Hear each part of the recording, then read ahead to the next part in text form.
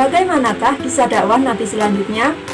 Apakah Nabi melakukan dakwah dengan peperangan atau perdamaian? Mau tahu? Mari kita belajar sejarah kebudayaan Islam dengan semangat lillahi robbi. Hai adik-adik, perkenalkan ya, di sini Ibu Vina akan membahas sejarah kebudayaan Islam. Di sini Bu Vina ada amplop nih. Isinya apa ya? Kita buka ya. Bismillahirrahmanirrahim.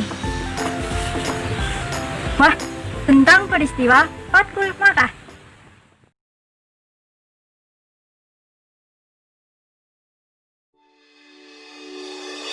Mengetahui adanya penyerangan terhadap Bani Muja'ah oleh Bani Bakar yang dibantu oleh kaum Quraisy, apakah perjanjian Hudaybiyah telah dilanggar?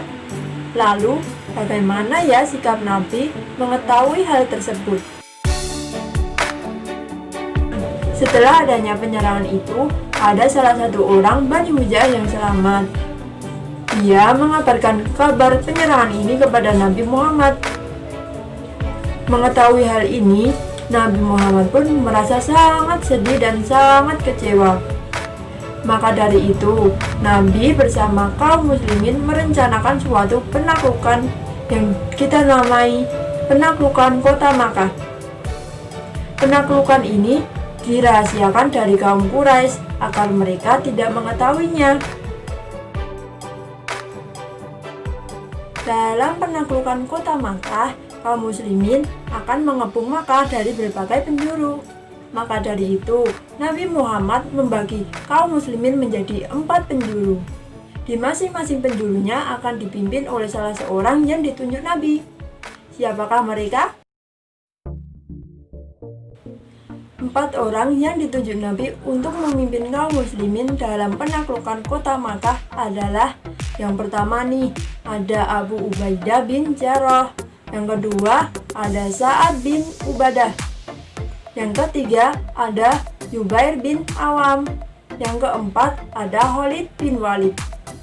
Nabi Muhammad pun berpesan kepada kaum muslimin agar penaklukan kota Makkah berjalan dengan damai tanpa adanya peperangan atau pertumpahan darah. Nabi Muhammad beserta kaum muslimin memasuki kota Makkah dengan melantunkan takbir, tahmid, dan tasbih bersama-sama sampai suaranya terdengar di seluruh kota Makkah. Nabi Muhammad beserta kaum muslimin memasuki kota Makkah tanpa adanya perlawanan dari kaum Quraisy. Melihat hal ini, kaum Quraisy menjadi sangat khawatir karena besarnya kekuatan pasukan muslimin bersama Nabi Muhammad yang memasuki kota Makkah. Dengan bantuan Allah Subhanahu wa taala, Nabi Muhammad SAW beserta kaum muslimin berhasil melakukan penaklukan kota Makkah. Dalam peristiwa ini, ada salah satu pembesar kaum Quraisy yang menjadi mu'alaf. Siapakah dia?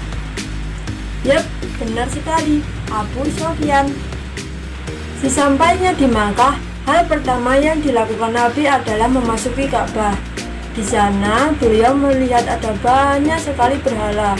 Lalu Nabi pun membersihkan berhala-berhala yang ada di dalam Ka'bah. Masih ingatkah kalian ketika Nabi masih berdakwah di Makkah? Nabi Muhammad mendapatkan cacian, hinaan dari kaum Quraisy. Lalu, setelah menaklukkan kota Makkah, apakah Nabi Muhammad melakukan hal sama kepada kaum Quraisy? Setelah memasuki Ka'bah, Nabi Muhammad pun memberikan suatu khutbah kepada kaum muslimin dan kaum Quraisy. Dalam khutbahnya, beliau berkata, "Wahai kaum Quraisy, menurut kalian, apa yang akan aku lakukan kepada kalian?" Lalu kaum Quraisy pun menjawab, "Engkau akan bersikap baik. Engkau adalah saudara yang murah hati. Engkau adalah anak dari saudara yang murah hati."